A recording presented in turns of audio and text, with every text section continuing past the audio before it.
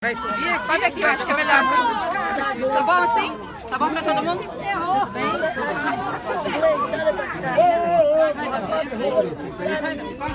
Vamos lá.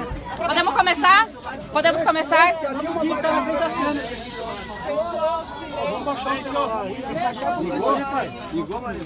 Companheiros, então a presidenta Dilma e a presidenta do PT, Gleisi, visitaram o presidente Lula. A presidenta Dilma teve que sair por causa do voo. Então a presidenta Gleisi do PT vai falar então como é que foi a visita. Primeiro dizer que a presidenta deixou um abraço aí a todos os companheiros e companheiras da vigília. Ela gostaria de estar junto, mas como a Neudi falou, o voo era 6h30, já saiu muito atrasada. Vamos ver se ela consegue pegar o avião. Ela tinha exames amanhã cedo em Porto Alegre. Foi uma visita muito importante, muito boa. A gente estava já com saudades do presidente. Ele está muito bem. Bem disposto fisicamente, bem disposto politicamente. Conversamos muito sobre a situação atual do Brasil e a orientação principal dele é que a gente defenda os direitos do povo. Ele disse: nós já governamos esse país, sabemos das necessidades que o Brasil tem, já fizemos projetos e ações em benefício da população. O que nós temos que fazer não é comprar brigas, bater boca, é sim defender os direitos do povo. Falar do nosso legado e falar daquilo que nós construímos durante 13 anos no Brasil e mostrar com dados concretos o que precisa ser feito para melhorar a vida da população. O povo precisa de emprego, o povo precisa de salário, o povo precisa de renda. É isso que está preocupando as pessoas.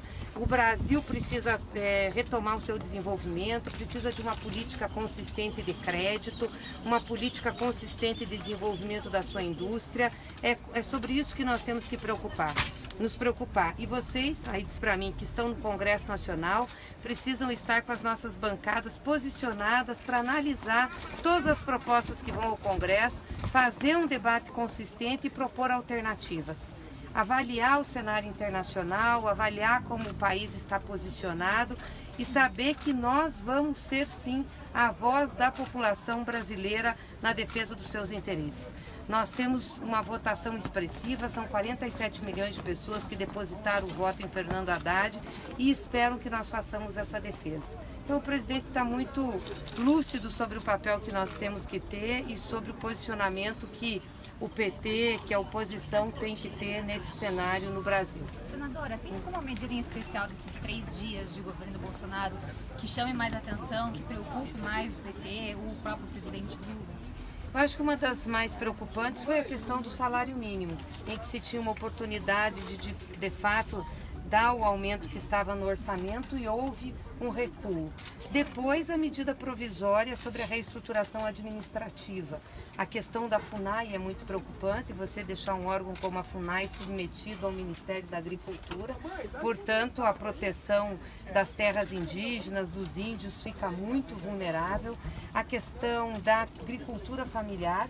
E aí eu falo também muito em razão do estado do Paraná, que é um estado que tem uma agricultura familiar forte, ou seja, nós não tivemos nessa medida nenhuma atenção especial, assim como para a questão da reforma agrária.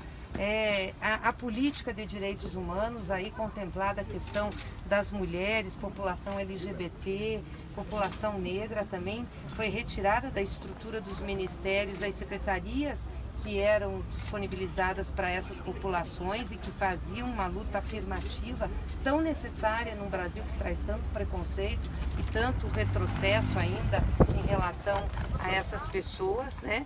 E agora, obviamente, que nós estamos com a atenção voltada às medidas da política econômica.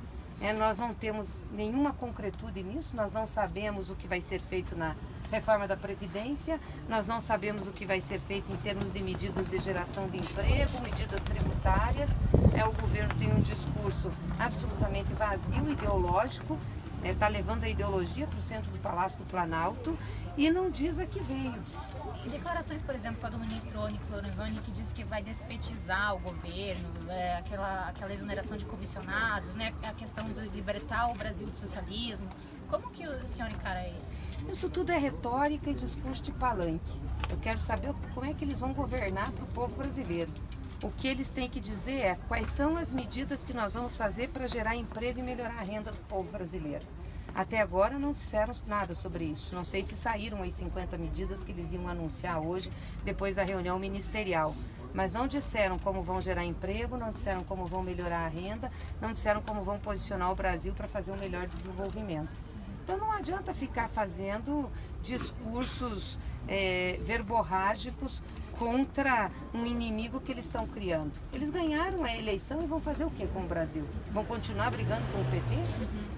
Tem alguma área prioritária que o presidente tenha falado, olha, nessa área acho que a gente vai concentrar esforços? Não, o presidente está muito preocupado com a economia e com as políticas sociais, que são o cerne do desenvolvimento de um país e da vida de um povo. Porque dependendo das medidas no âmbito da economia, você inclui as pessoas ou não no mercado de trabalho, no mercado de consumo, na renda. Hoje nós temos mais de 12 milhões de desempregados. A renda caiu.